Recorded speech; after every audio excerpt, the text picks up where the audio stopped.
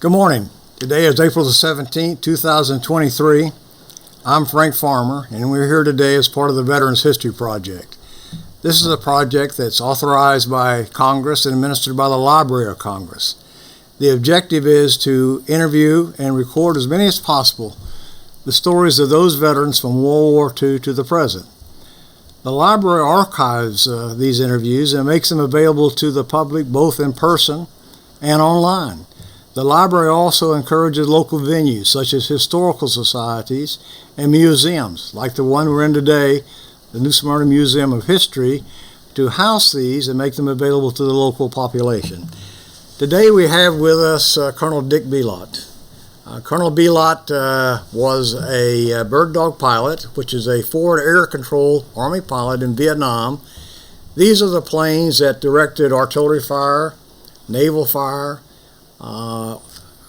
aircraft fire.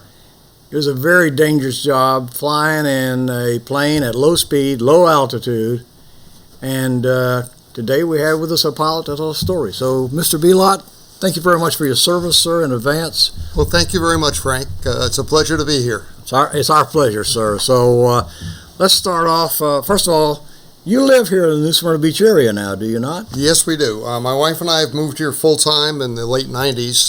However, we've been coming to New Smyrna Beach since the mid-70s, and it's our favorite little getaway place, and now we get away here full-time. So you're essentially a long-time resident of this area then?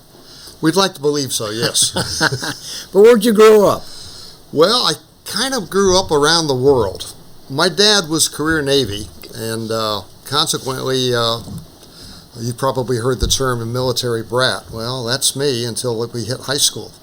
As I said, my dad was career Navy. He put 30 years in the Navy in the Supply Corps, and we kind of lived all over the United States. And after World War II, was fortunate enough to live on the island of Guam for about 18 months. When I was in, well, actually not quite in first grade. In fact, I still have memories of Japanese prisoners of war on the island at that time. And then when Dad retired in the mid-50s, we moved back home to Connecticut, where he and my mother were both from, a little town called Meriden, Connecticut. It's about halfway between New Haven and Hartford, right on the Merritt Parkway. And I went through high school there, and after high school, went out to the Midwest for college, the University of Dayton, Ohio, and began my military career in traveling. So I guess I'm a Connecticut resident by birth and for 4 years of high school. So your father was in the Navy, career Navy. That is correct, yes. You have other relatives that were in the military? Well, I had uncles from both sides of the family during World War II that were both in the Merchant Marine and in the Army and the Navy. Both on my mom's side and my dad's side of the family. Now, you kind of grew up in Connecticut your teenage years, but you ended up in going to school at the University of Dayton.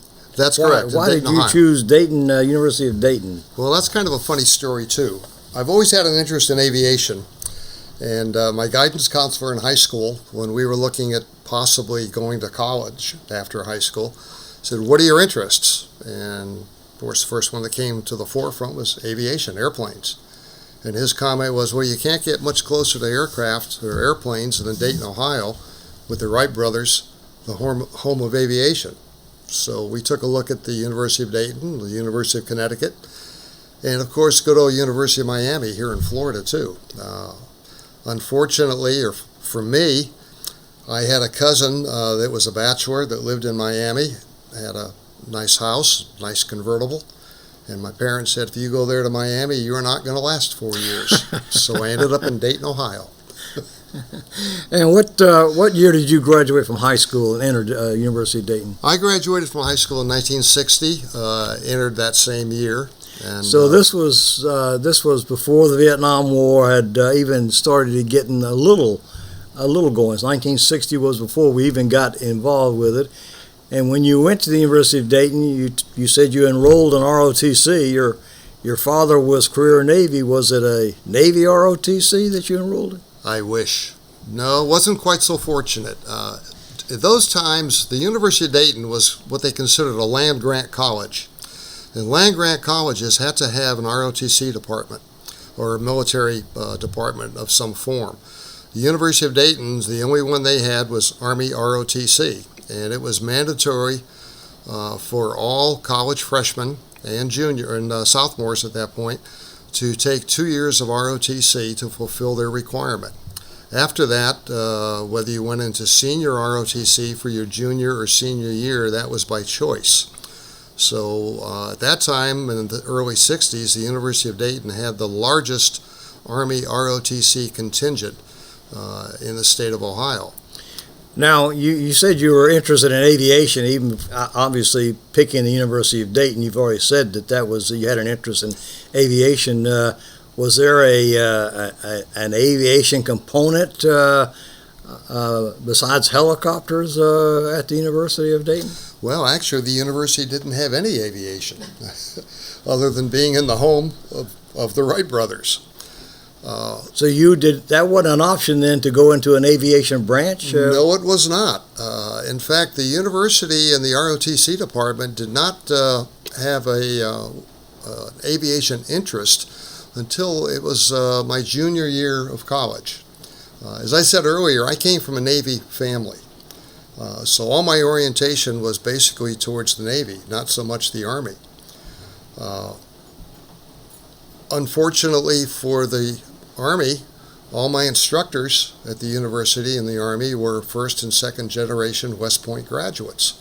So the ROTC instructor would give the Army viewpoint, and I sat there as a student and would give the Navy viewpoint.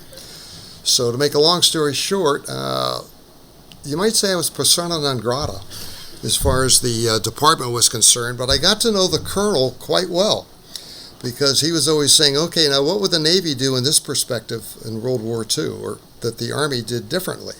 And we'd have some very heated discussions. Of course, he being the colonel, he would always win.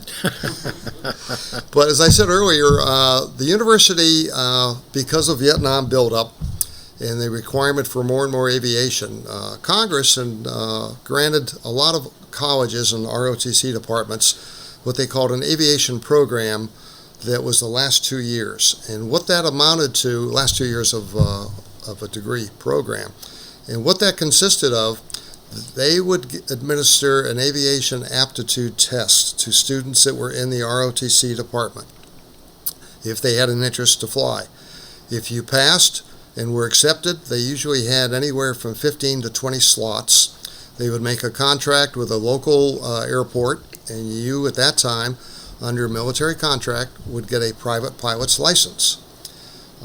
I did that my junior year when I had entered into advanced ROTC. Was fortunate enough to finish the program, and my senior year got the award for Outstanding Flight Cadet.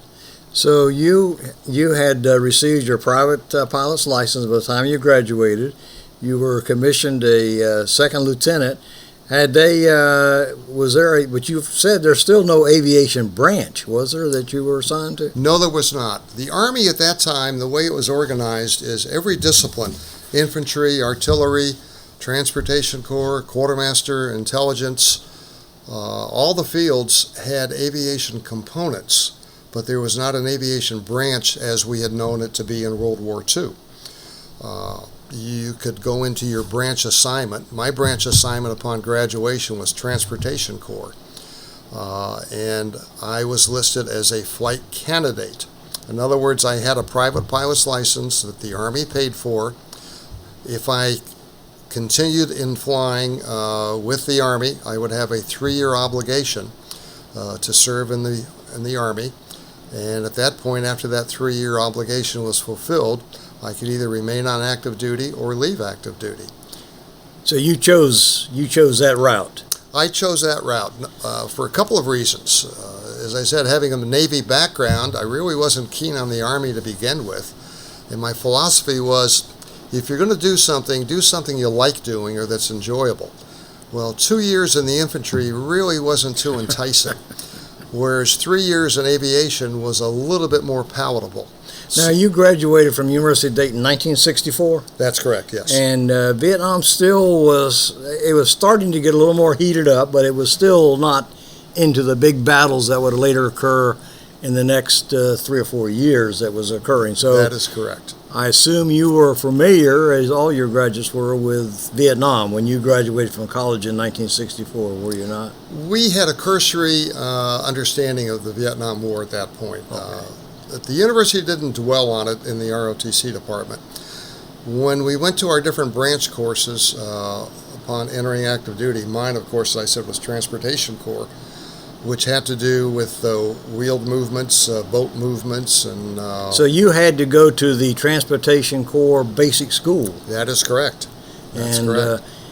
Even though you were An aviation candidate. Now, the big aviation component of the United States Army in 1964 was it was not fixed wing, it was helicopters. It was becoming more and more helicopters. Just to give you an example, when I entered flight school later in 1965, the Army was putting through 252 candidates in helicopter training each month, whereas fixed wing, the Army was only putting through anywhere from 25 to 30 candidates. So a very per small month. percentage. Very small percentage.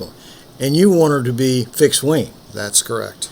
So when you got finished with your transportation basic branch, you then applied for your flight training. Is that correct? That's correct. It was kind of interesting. When I was going through transportation school, which ended up about 2.5 months orientation, you have an infantry portion and then you have your branch portion, which has to do with the particulars of wheeled vehicles, maintenance, and ship movements and things like that, and cargo. There was a shortage because Vietnam at that point was starting to build up a little bit more intensive. So the Transportation Corps had a need for more transportation officers in various parts of the world, Vietnam being one of them. So they came into our classroom and said, okay, there were about 12 of us that were flight candidates. And they said, you 12 people have a 3-year obligation to serve in the military. However, we've got a good deal for you today. If you revert to 2 years, we'll guarantee you won't go to Vietnam. And you can sit here and in the States or maybe in Europe or wherever else, and 2 years later get on with your life. Well, the married candidates, they jumped at that immediately, right away. I was a bachelor at that point, as were 3 others. So we said, no, we're going to stay with the aviation route. Ironically, the people that were aviation candidates that dropped the requirement from 3 years to 2 years beat us to Vietnam by almost 7 months. So they ended up in Vietnam. Yeah, it's called needs of the service. Exactly. I think everybody that's been in the service understands that term and understands exactly what it means. So you still wanted to go to fixed wing. How did you get into the fixed wing part of the training? By becoming a pain in the ass. Okay, how did you become that? Well, very distinctly, when I finished Officer Basic, the flight school had a big backlog because there were a lot of candidates. They were putting a lot of people through training. So I was assigned to Fort Eustis, Virginia for approximately 3 months in a liaison capacity with one of the other ground units. In that capacity, basically, you're just marking time until you get an opening to go to Fort Rucker, Alabama, where the flight school was. So what I found out as a second lieutenant, you can't get much lower. So I found out the name and phone number for the assignment officer for aviation assignments in Washington, D.C., who was a major at that point. And every Monday morning when I reported into my office about 9 o'clock, I would call him on the phone and say, this is Lieutenant Bielot. Do you have my fixed wing slot available for me? And after the chatter subsided a little bit, Lieutenant, we're putting through 4 times as many helicopter people as we are fixed wing. What makes you think you're going to go to fixed wing school? And I said, because I'm talking to you right now and asking for the slot, sir. That went on for about 2.5 months. Every Monday morning I'd call him, yes, Lieutenant, I know you want to go to fixed wing. I bet you were real popular with the people up in that office. Oh, yes. Okay. But anyway, one day I came back from lunch and the first sergeant says, Lieutenant, do you know Major so-and-so? And I said, yes, I do. He said, well, he wants you to call him as soon as you come back. So I called him, and he said, Lieutenant, do you really want to go to fixed wing school? And I said, yes, sir, I do. He said, well, this is your lucky day.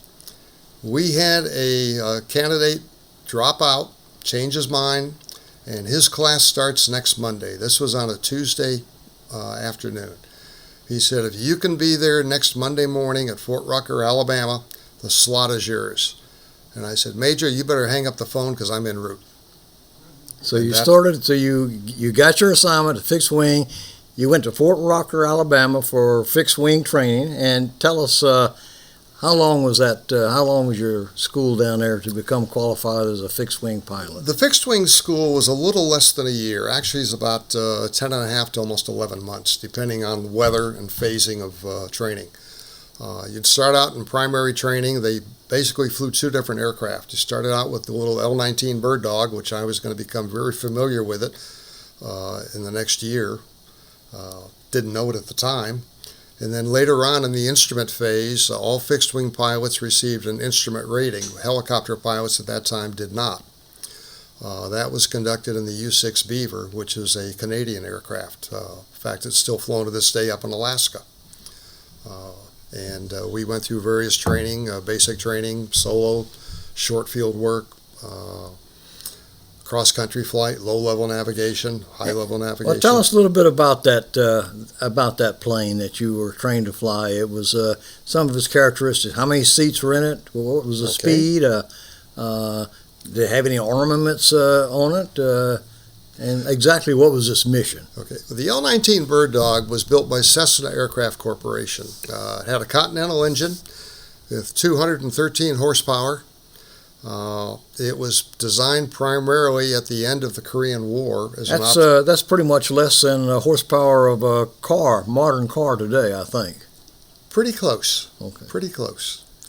But anyway, it is tandem seating, front and rear. Pilot sat in the front, and the passenger in back could be either, in Vietnam, he was an observer that we used.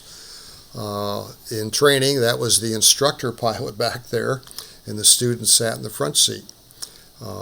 It was pretty much a short takeoff landing aircraft. In training, we learned to take off and land within 50 feet, which isn't a whole lot. It's about a distance of maybe 2 or 3 parking spaces. You wouldn't have much of a payload on board, but you had the capability of doing that. You could fly extremely slow. You could slow the aircraft down to as low as 40 knots airspeed. Its cruising speed was about 110. We used to joke about it. It said it would climb, cruise, and dive at 110, regardless of whether it was full throttle or not. So it was a slow-moving aircraft. Very slow. And tell us what the missions were of a Bird Dog aircraft in Vietnam. Okay, well, the Bird Dog in Vietnam was used, as I said earlier, pretty much for an observation mission. Early in the war, there was a requirement for, actually, when I was there, it was in the early or mid-60s, 66, in fact. A typical mission would be what they called a route recon. In Vietnam, there was one route, good old Route 1. And it went all the way from Hanoi all the way down to Saigon.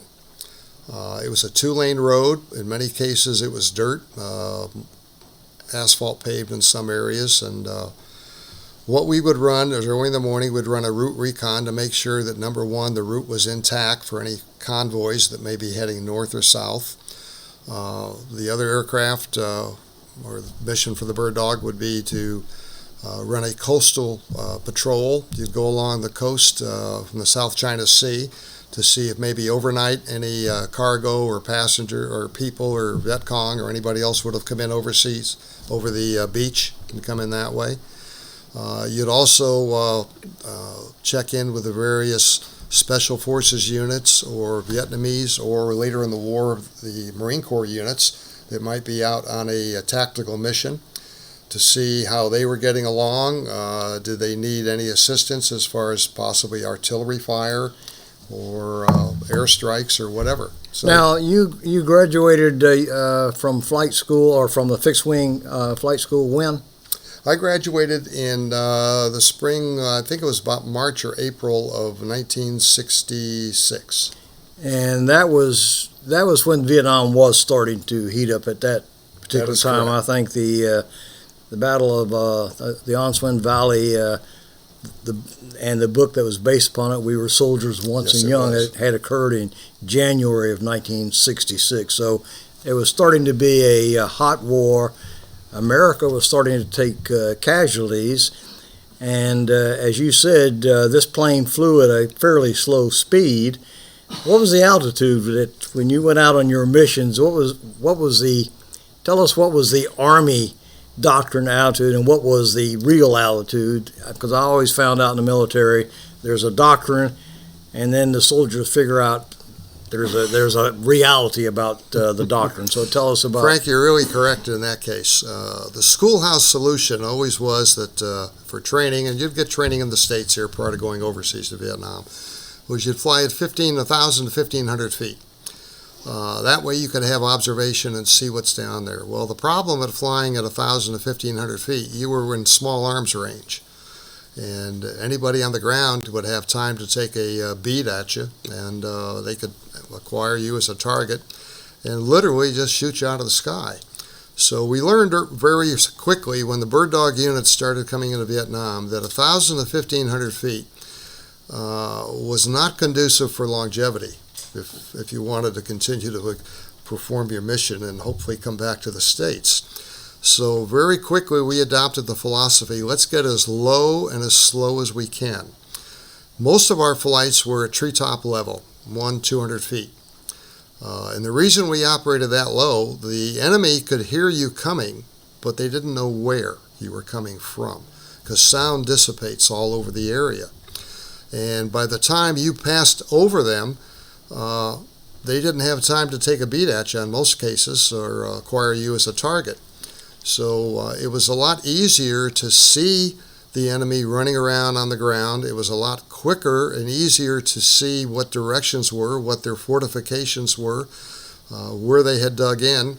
And later on in the war, after if you ran an airstrike or an artillery mission or whatever, it was easier at that altitude to come in and do what we call a BDA, battle damage assessment, to see how much of the target was taken out, how much of the target was still intact, and what needed to be worked on, without really jeopardizing your mission and taking the chance of being shot down.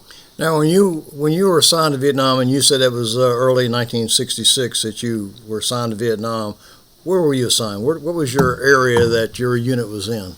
Well, that's another bone of contention. When I finished flight school, I was on orders to Vietnam, and I was assigned back to Fort Eustis, Virginia, the transportation maintenance school, for assignment as what we called a maintenance test pilot course, which was that time was a 2.5, 3 month course.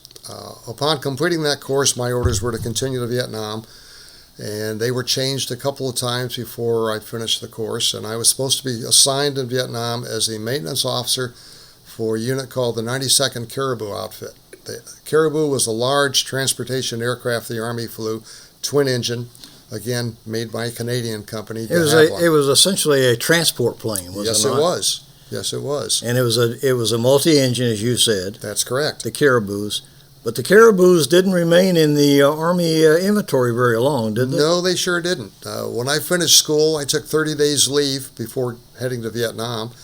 During that 30-day period, Congress, in their infinite wisdom, because of a discussion that had been going on for several months between the Army and the Air Force, Air Force didn't want the Army to fly multi-engine big aircraft, and Army said, you're not going to perform our mission, so therefore we need to.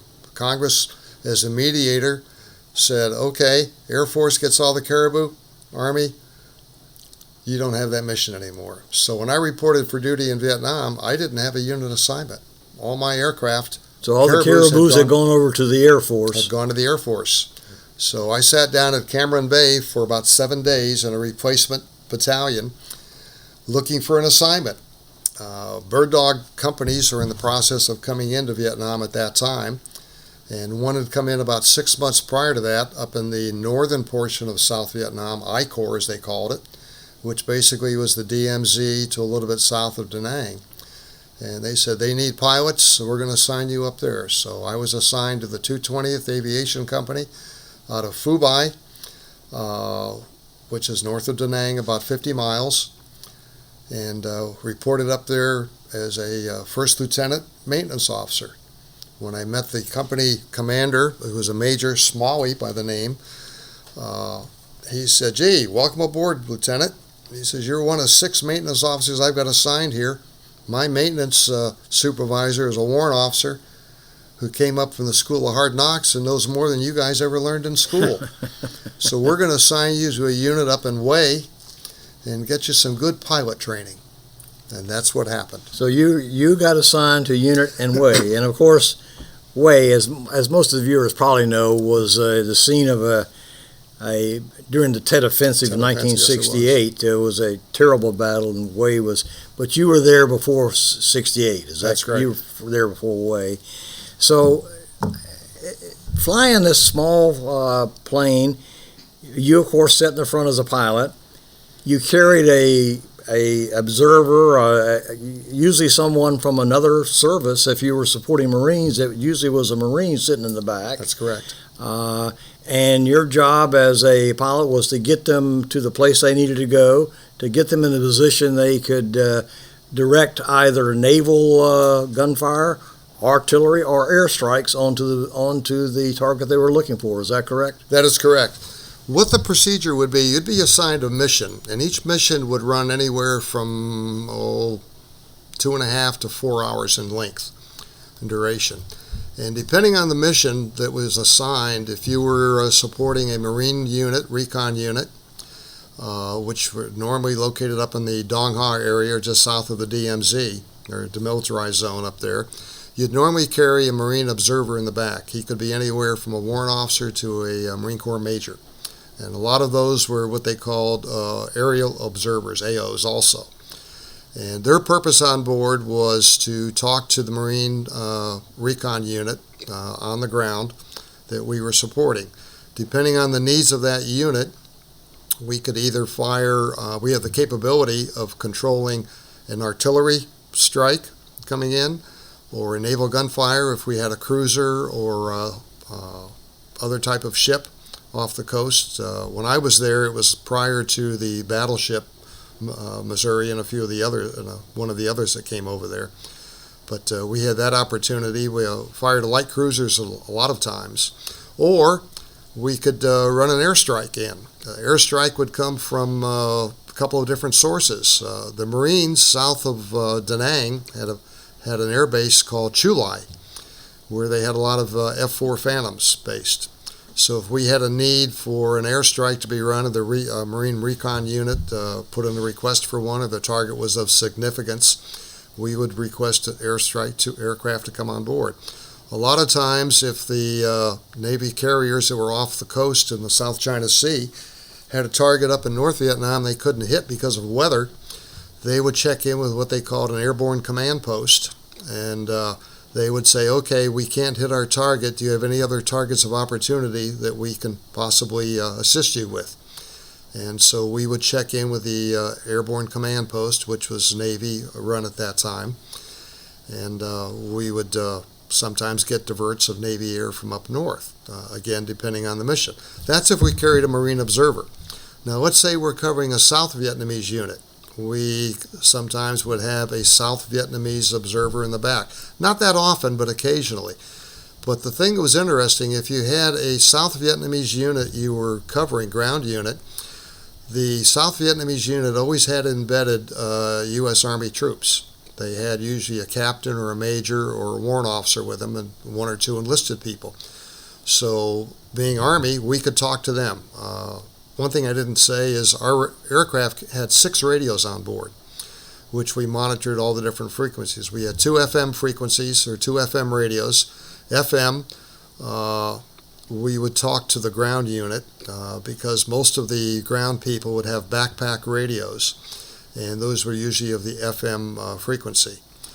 We had what they called VHF radios, 2 of those that we used to talk to the Air Force if we were running an Air Force fighter strike coming in, and you had a primary and a secondary. So in other words, it wouldn't be unusual for I as the pilot, if I had an observer in back, to be running one Air Force talking on one frequency to an Air Force fighters on that frequency, If I had an Army observer in the back or Marine Corps observer, he could be talking on the FM radio to the people on the ground, and we'd coordinate back and forth. Now, when you got the area that you were going to direct either artillery fire or aircraft in, how did you mark those areas for the pilots to see? What ordnance did you have on your aircraft to mark an area for artillery fire or airstrikes? Okay. At the time I was there, we carried 4 white phosphorus rockets. We used to call them Willie Pete's. We had 2 under each wing, and they were 2.75 rockets. And we would carry what we call a satchel of smoke grenades, different colored smoke grenades. So what the procedure would be is if we had a target coming, if we were going to mark a target for an airstrike coming in, that's the only time you would mark a target that way with the white phosphorus rockets. We would orient ourselves usually over the friendlies at that point. The enemy at that point would be north, south, or wherever it is at that location, but they would be ahead of us. Over the friendly side, we'd fire a rocket. We didn't have a precision guidance system. Our guidance system actually was a grease pencil mark on our windshield, and that pretty much lined up. If we could get within maybe 50 meters of where we wanted to, we thought that was on target. So we'd mark that target, and then we would tell the fighter aircraft coming in, say, okay, from that mark or from the smoke, use the clock system. At 2 o'clock, 100 meters. Drop your ordnance there, the first pass. And we would run a racetrack pattern. You'd usually run 2 F-4s or 2 aircraft at one time. They'd be basically 180 degrees out of phase. As one's coming off the target, the other one is coming around. Now, that was about as precise as you could be, but that still sounds, sometimes that could be fairly imprecise. Yes, it was. Sometimes we'd get lucky, though, and I remember one mission I was on. We had a Viet Cong in one little village hamlet, and a couple of the guys jumped into this little, looked like a shed. It might have been like an old outhouse, for all I know. But I fired a rocket at it, and lo and behold, the rocket hit the outhouse and had to find a new target. So now, did you lose any? Did your platoon lose any aircraft during these? It sounds pretty dangerous. Well, to the best of my knowledge, if you look at statistics from the Vietnam War, almost half of the bird dogs in the country were damaged or lost to enemy fire one way or the other. As far as half? Just about half of them. I don't recall the actual numbers, what they were, but that was the figure I recall reading. In our particular unit, we had one aircraft that was shot down by a surface-to-air missile in the DMZ. Surface-to-air missile, the Viet Cong, it's shoulder-fired, it's ground-to-air. This particular pilot happened to be, he was in our, what we called our 4th platoon that was assigned later to the DMZ in Dong Ha, was working 2 Air Force F-4 fighters on a target just north of the DMZ. And I guess guy on the ground had this SAM, and he tried to lock onto the fighter to fire the missile. Unfortunately, our pilot got himself between the missile and the F-4, and it took him out. When we finally did, a day later, got an aircraft up there, a helicopter up there to see what we could find remains. There wasn't much left. Now, did the pilots and observer, did y'all carry personal weapons with you? Yeah, we carried, all the pilots carried a 45 caliber weapon, pistol. I carried about 4 clips of ammunition. They were all, trying to think of the term. They were all incendiaries, tracer ammunition. I was never a good shot with a 45, and I figured if I can't hit the target, at least I'm going to start one hell of a fire. So at least they'll find me that way. And in addition to that, we carried an M16, and I carried 1,000 rounds of ammunition with my M16. Again, they were personal arms. Did you have a escape and evasion kit with you in case you were shot down? We did, but it was buried in the back of the aircraft, and all of us pilots agreed if we ever got shot down, there was no way you're going to spend the time to try and dig that kit out. Whatever you had on your person, you were going to grab your weapons and run. Now, one of the things I always notice about pilots in Vietnam, whether it was a helicopter pilot or a fixed-wing pilot, was that even though the aircraft had some armament, they usually like to keep some armament below them. Did you sit on flak jackets? Well, we wore a flak jacket. The seats were not armor-plated on the aircraft. As I said, they were modified trainers that were sent to Vietnam for the mission. So really, armor plating just didn't exist on the L-19. We would tuck flak jackets in underneath the seats as best we could. As I said, we wore a flak jacket. They had what they called a plate that you could sit. It was more fiberglass with covering over it. It equates to like a seat cushion, really hard. And you kind of sat on that, and you couldn't strap your 45 on your person when you sat in the aircraft. So most of us turned around and took the 45 and put it between our legs, underneath what we called the family jewels, and figured if we ever got hit from below, strap metal or anything like that's going to be deflected by the 45. My gosh. Well, tell us about your housing and your food while you were stationed. You know, you said you were stationed in Hue, but the field was outside of Hue, as I think you've explained to me before. Was that That's correct? The city of Hue itself was, prior to the Vietnam War, was actually the old imperial capital of all of Vietnam, both north and south. They had a palace, not to the standards that we understand palaces today, but would have been a palace back in the 30s. 20s and 30s. I guess the biggest similarity would be to something like you remember seeing the movie The King and I in Siam. The decor very similar to that. A lot of reds, a lot of golds, a lot of brocade wallpaper and things like that. Gold throne rooms didn't really exist. Most of that had been plundered and taken away. They had a lot of Buddhist temples and all over there with statues. All those have been plundered. But the rooms with the mosaic tiles were gorgeous. This sat inside what they called an imperial walled city. Hue sat on the Perfume River, which came in off the South China Sea, and straddled the river on either side. The city itself, I don't remember what the population was, but it wouldn't be much different than probably size of New Smyrna Beach here today. They had a number of restaurants. They had churches and things like that. In fact, an interesting side note, the Catholic Cathedral in Hue was the cathedral that Dem, D-E-I-M, who was the one of the principals, premier, where he was actually ordained, where his brother was ordained a priest there in that Catholic church. And he was had attended there quite often himself. Well, I remember that was one of the bones of contention with the South Vietnamese, that the ruling class was, at that time with Diem, was largely Catholic, and the rest of the population was largely Buddhist. That is correct. And so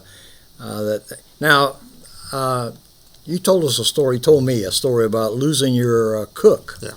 And your unit improvised to get a cook. Tell us about that story. Yeah, we had crew chiefs assigned, as I started to allude earlier. We lived in what they called a MACV compound. MACV is called Military Assistance Compound Vietnam, or Command Vietnam. It was an old French hotel, and they had a tennis court there, which had been pretty much utilized for recreation. The hotel was actually a two-story adobe building built back in the 20s and 30s. The field grade officers resided in the hotel. Captains, lieutenants such as ourselves, we were out in the compound, and it started out in GP medium tents, and then eventually they got some wood, and they were able to build little huts, which we lived in. Officers on one side, enlisted people on the other side. All the meals were taken in the hotel. They had a fairly large dining room. The dining room staff at that time were usually Vietnamese girls and women from the town. They would come in there, and the whole compound was surrounded by a chain link fence, and we had Marine guards over there. The cook was an Army cook who was assigned by rotation coming through. Well, because of rotation and the way things happened, there was a period, and I don't remember the actual months, where we actually lost, the MACV compound lost the cook. He was reassigned elsewhere and replacement never came in. So one day we were at the airfield and I was talking to one of my crew chiefs. I was the duty officer that day and didn't have any missions, and talking to the crew chief, happened to find out that his father had been the head chef at West Point when he was a teenager, and he used to like to cook. So I said, "Whoa, do you know anything about cooking? You couldn't do any worse than the chef we have right now, or the cook we have right now, since we lost our cook." He said, "I can do a heck of a lot better than what he's doing." So we talked to the senior Army advisor for MACV and said, "We think our crew chief can do a better job than what the present person is performing there. This is his background. What do you think?" He said, "Let's give him a try." Well, we lost our crew chief for the next 3.5 months. He became the cook. He became the cook. He became the head cook, and the food improved considerably. So y'all really lucked. Yes, we did. We lucked out. Now, you're in Vietnam in 1966, 1967. The war is escalating up. Casualties are mounting. What did you think during that period of time about the chances of success of America as the war went on? Were you optimistic in 1966, 1967 that America and South Vietnam would win the war? Well, we were all very optimistic when we first were assigned in country. The first 6-7 months, as I said, the war was escalating. We were fortunate where we were up north. The first 6 months of 1966 really wasn't hot and heavy. It was more like a policing action than it was a war. The military, U.S. military, and the South Vietnamese pretty much controlled the hamlets, the cities, and the grounds during the daylight hours. In the evening hours, you went back into your cantonment area. We didn't fly at night during those time frames. And the Viet Cong would come in and have their educational periods with the local folks and all like that in the evening. We wouldn't bother them. They wouldn't bother us. And things were pretty normalized.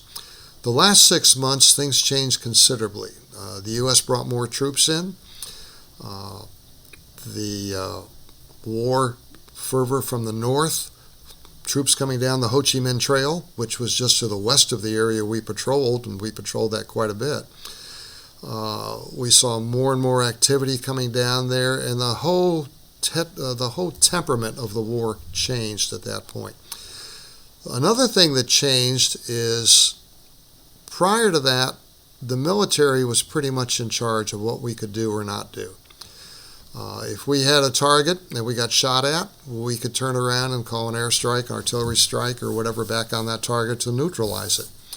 In later parts of the war, you couldn't do that. You had to get permission. Now, the permission could come from either the village hamlet, president, or the village chieftain, or the higher command down in Saigon. Unless they said that was a target of opportunity or a target or a hot target that you could hit, you couldn't touch it. You could get shot up, you could lose troops on the ground, but that was a friendly village and you couldn't touch it. What I'm saying, the war turned into a political war, not a military war at that point. Well, it sounds like it became a very complicated and lengthy, timeless project in order to get permission to respond back to being fired upon. Yes, I can give you an example. We had one of our pilots one day take off, and this was in early '67. On the DMZ between North and South Vietnam, they have an area called the Ben Hai Bridge. A lot of people I know that were there are very familiar with it. There was a UN Peace Commission that was at that bridge. one of our procedures was, and this was right on Highway 1, would go up every morning, take a look, check in with the UN Peace Commission. Hi, how are you guys? Are you all right? Any contact overnight? What's your best guess for the operations for the day? On this particular day, one of our pilots went up there, and the UN Peace Commission was under heavy attack from units from the north that were coming across the bridge and shooting them, and they asked for artillery support. Our particular pilot called a fire base. I believe it was an Army fire base at that point to run an artillery mission. Was told, no, you can't run an artillery mission there because it's the UN Peace Commission, and that's a friendly area. It's a monument between the North and the South. Make a long story short, he did not have an observer in the back seat. He changed radio frequencies, went to Airborne Command Post, found 2 F-4 fighters that were in the area. He came in, ran an airstrike. They ran the airstrike, blew up the bridge at that point, thus preventing the North Vietnamese from coming across the bridge and attacking the UN Peace Commission. The UN Peace Commission got in their vehicles when that happened and started coming down Route 1 towards Dong Ha. Travel time was probably about 30-40 minutes at that point on the road coming down there. Initially, when the pilot went in and landed at Dong Ha because he was running low on fuel after all this had taken place and said the Peace Commission was en route, at that time the Marines were in charge of Dong Ha Air Base. The senior commander, I don't know if he was a colonel or a lieutenant colonel or what, said, you just blew up the Freedom's Ben Hai Bridge, which is a freedom monument. We're going to court-martial you because, that's the wrong thing to do. An hour later, when the UN Peace Commission arrived and told the colonel the story, what had happened, they wanted to give him the Distinguished Flying Cross. Political. Again, well, that was very political. Well, the war, in many people's opinion, became very, very political. So you were there for a year. That's correct? And you came back home. You got out of the active duty Army, but you stayed in the reserves, did you not? Well, that was another long story by coincidence how that happened. When I came back to the States, I was assigned just north of here, up in Savannah, Georgia, at Hunter Army Airfield. I had all intentions at that point of staying in the Army and making it a career, like my dad had in the Navy, as long as I could stay in aviation.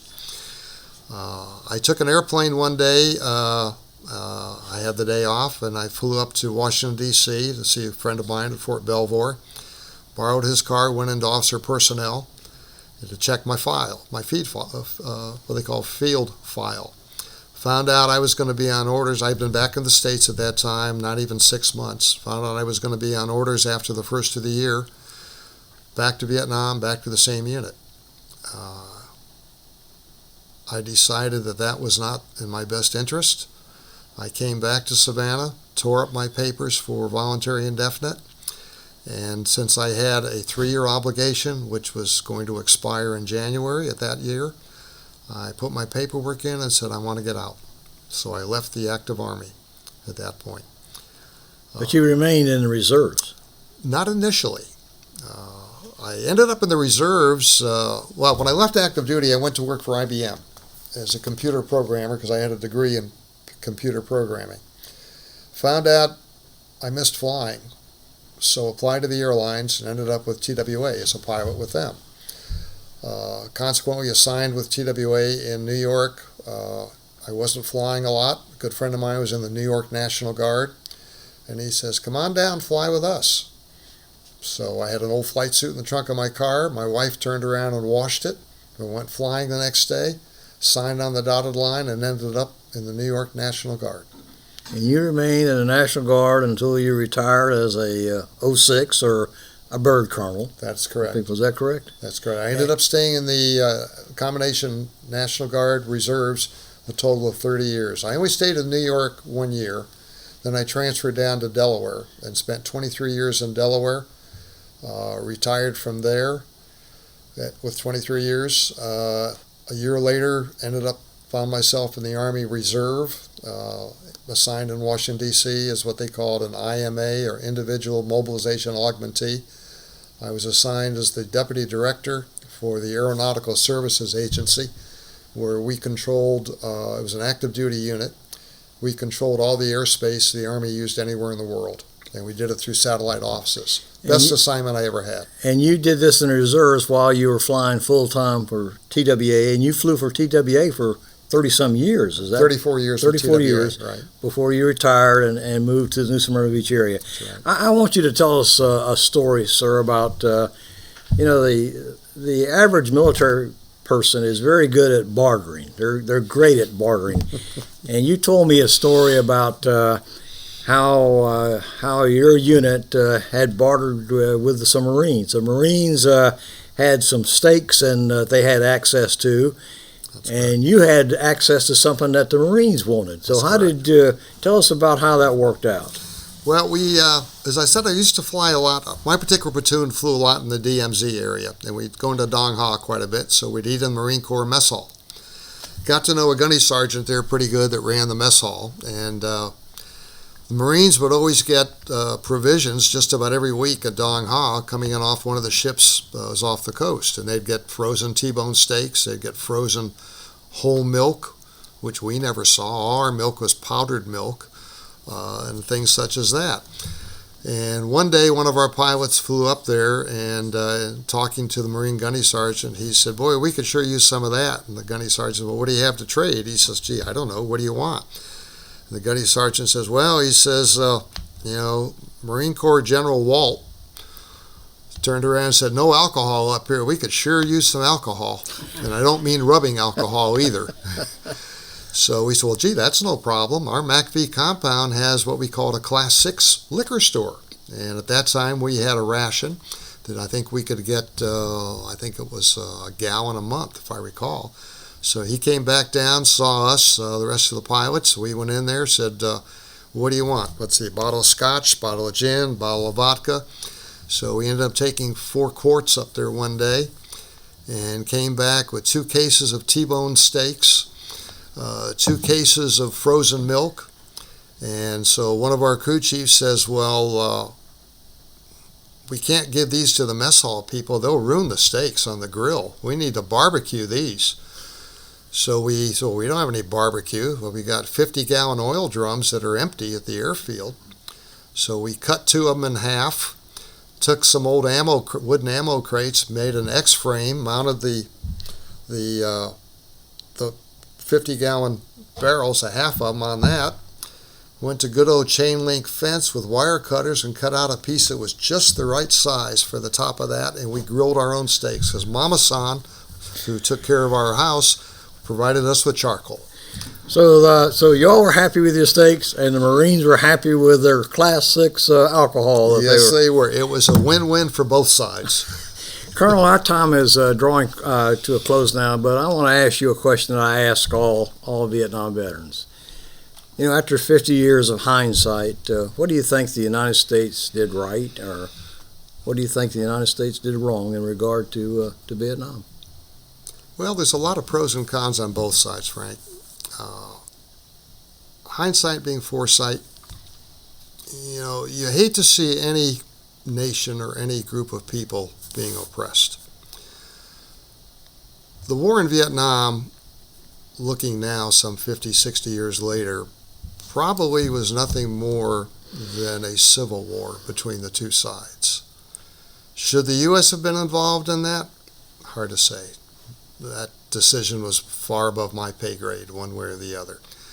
The thing that was frustrating to us as troops on the ground over there was that you tried to help a lot of the people, but in the process you lost a lot of good Americans that passed away, that didn't make it, didn't come home. And that's a tragedy in itself, but the bigger tragedy is the families. I remember coming back to the States here, both in flight school and when I came back afterwards, and running into widows, widowers, children of service people. And how do you explain to them what the reason is and what went on? Some of us at that point, when we left Vietnam, said we wouldn't wish Vietnam on our worst enemy. Others said it's the right thing to do. I don't know. Hindsight being foresight, look at World War II. World War II, we defeated the Japanese and the Germans, and what do? We drive Japanese cars and German cars today. We didn't defeat the Vietnamese, North Vietnam, but we're getting ready to import Vietnamese cars today. A lot of the products we have come from Vietnam. Well, it's kind of ironic because now we have good relations Yes, we do. With Vietnam, with trade, but many veterans give the same answer that you give, Colonel. 60,000 Americans were killed during Vietnam, and any way you look at that, that's a tragedy. But our time has come to a close, Colonel. And again, I want to thank you, sir, for your service to this country and for coming here today to tell your story. Thank you very much, sir. Well, thank you, Frank. It's been my pleasure. And for all the veterans out there, if I had the choice to do it again today, I would do the same thing I did some 50, 60 years ago. Great, sir. Thank you. Thank you.